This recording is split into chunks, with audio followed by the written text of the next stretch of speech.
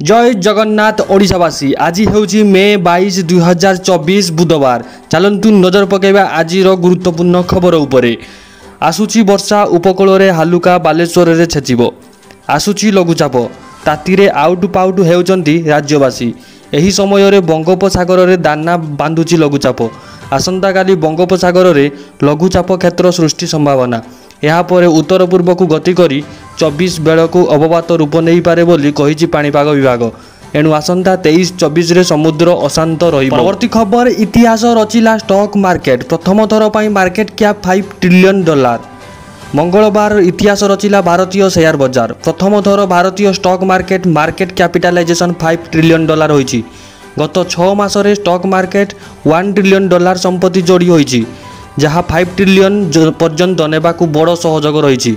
परवर्ती खबर भोट हातेइबा पाई बीजेपी धुआंधार प्रयास। ओडिशा आसिबे रामायणर राम। 22 रे ओडिशा आसिबे टेलीविजन धारावाहिक रामायण रे श्रीरामंक भूमिका रे अभिनय करिथिबा अरुण गवली। बीजेपी नेता अरुण गवली 22 रे 4टी सभारे जोग देबे। चांपुआ, तेलकोई, ढेंकानाल और बालीपटारे सभा करिवे बोली जणा पड़िछि। चलित थर बीजेपी फोकस रही ओडिशा। प्रधानमंत्री ठारू गृहमंत्री पर्यंत बीजेपी केंद्रीय नेता बारंबार ओडिशा आसी बीजेपी सपक्ष में जारी रखिछंती धुआंधार प्रचार। परवर्ती खबर ओडिशा हाईकोर्ट ग्रीष्मकालीन छुट्टी। आसंता काली ठारू जून 17 जाए बंद रहिबो कोर्ट। ओडिशा हाईकोर्ट ग्रीष्मकालीन छुट्टी आसंता काली ठारू आरंभ होई जून मास 17 तारिख पर्यंत रहिबो। ग्रीष्म अवकाश समय रे चलित मास 23, 28, 30 तारिख एवं जून मासर 4, 6, 11 एवं 12 तारिख रे अवकाशकालीन खंडपीठ बसिबो बोली हाईकोर्ट पक्षरु प्रकाशित विज्ञप्ति कहा जायछि। जरूरी मामला गुड़िकर शुणाणी पाई अवकाशकालीन खंडपीठक निकट में मामला तालिकाभुक्त करा जाई पारिबो बोली विज्ञप्ति कहा जायछि। परवर्ती खबर ओडिशा को कौन मिलिछि हिसाब देले अश्विन वैष्णव। प्रधानमंत्री नरेंद्र मोदी नेतृत्व में ओडिशा रे रेल क्षेत्र में अनेक विकास होइछि। 2014 पूर्व रेलवे विकास पाई ओडिशा को मात्र 800 कोटी टंका मिलुथिला। एबे 10,000 कोटी रु अधिक दिया जाउछि। रेकर्ड काम होइछि। 2014 पूर्व राज्य में वर्ष को मात्र 50 किलोमीटर रेलवे लाइन काम होउथिला। एबे 4 गुणा होई वर्ष को 200 किलोमीटर काम होउछि बोली रेल मंत्री अश्विन वैष्णव कहिसंती। से कहिसंती रेलवे हेउ कि राजपथ भित्तिभूमिर विकास पाई राज्यर बहुत बड़ भूमिका थाए। मुख्यतः जमी अधिग्रहण क्षेत्र में एबे मध्य अनेक रेल भित्तिभूमि काम जमी अधिग्रहण बाकी रही। राज्य में वर्तमान 50,777 कोटी टंका कामर पुंजीनिवेश होउछि। ओडिशा रे विश्व श्रेणी हेबो रेल व्यवस्था। 52टी स्टेशन काम चली। 3टी वंदे भारत ट्रेन चली। खूब शीघ्र वंदे स्लीपर और वंदे मेट्रो गड़िबो बोली श्री वैष्णव कहिसंती। परवर्ती खबर मुख्यमंत्री को प्रथम थर एपरी हमला कले अपराजिता। कहीदेले एमिति कथा।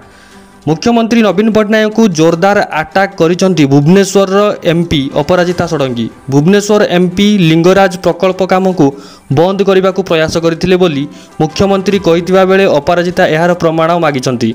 अपराजिता कहिसंती लिंगराज मंदिरर काम मु बंद करने को चेष्टा करिथिली बोली मुख्यमंत्री जो अभियोग करिसंती तार किछि प्रमाण तांको पाखरे अछि कि एनै तांको पाखरे किछि लिखित प्रमाण अछि कि एनै मु केबे कोनोसी वक्तव्य देइतिबार प्रमाण तांको पाखरे अछि। तांको पाखरे प्रमाण नाही।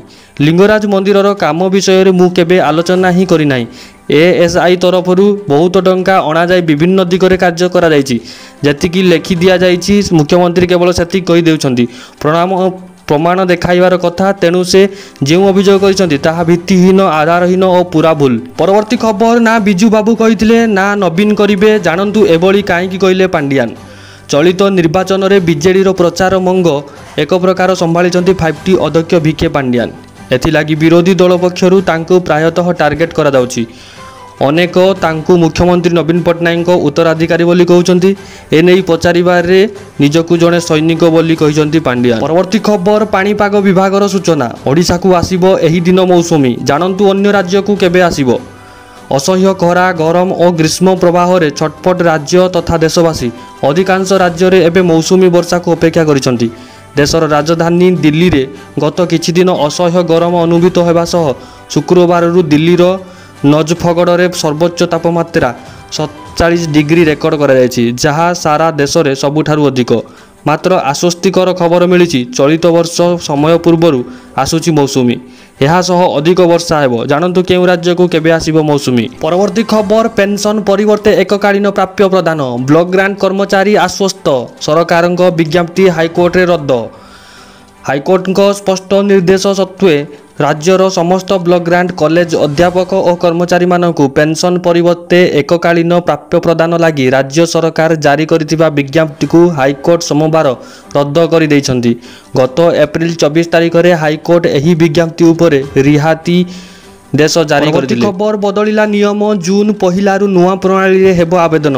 ଜାଣନ୍ତୁ, ବଦଳିଲା ଡ୍ରାଇଭିଂ ଲାଇସେନ୍ସ ନିୟମ। ସଡ଼କ ପରିବହନ ଏବଂ ରାଜପଥ ମନ୍ତ୍ରାଳୟ ପକ୍ଷରୁ ନୂଆ ନିୟମାବଳୀ ଘୋଷଣା କରାଯାଇଛି। ବର୍ତ୍ତମାନ ବେସରକାରୀ ସଂସ୍ଥାଗୁଡ଼ିକରେ ମଧ୍ୟ ହୋଇପାରିବ ଡ୍ରାଇଭିଂ ପରୀକ୍ଷା। ଏହି ନିୟମ ଆସନ୍ତା ଜୁନ୍ 1ରୁ ଲାଗୁ କରାଯିବ। ଆବେଦନକାରୀମାନେ ସରକାରୀ ଆର୍ଟିଓ ବଦଳରେ ଘରୋଇ ଡ୍ରାଇଭିଂ ଟ୍ରେନିଂ ସେଣ୍ଟରରେ ଡ୍ରାଇଭିଂ ପରୀକ୍ଷା ଦେଇପାରିବେ।